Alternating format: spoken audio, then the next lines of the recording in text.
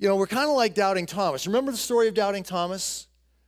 Jesus is resurrected, and he says in John 20:25, unless I see the nail marks in his hands, you don't have the verse back there, and put my finger where the nails were, and put my hand into his side, I will not believe. Unless I see and can touch my senses, sense, knowledge, faith, unless I can really see, I'm not going to believe.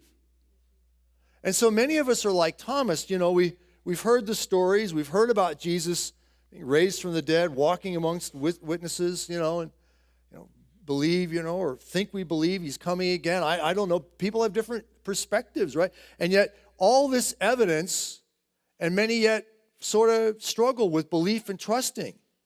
You see, there's a syndrome I think many of us have. We're unbelieving believers. Yeah, our carnal nature at times can get in the way, right? And again, it goes back to the same dilemma Thomas had. Unless I see, I'm not going to believe. Unless I can touch, I'm not going to believe. Right? And so we're unbelieving believers. Some of us, if you'll permit me this phrase, some of us are even sort of practical atheists. Well, I believe Jesus is a Savior, but I don't believe Jesus is a healer.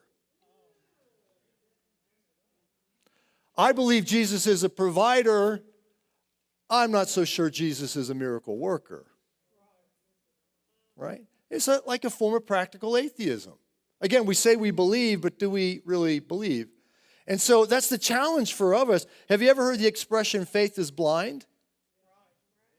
Well, it's not really true for the Christian, is it?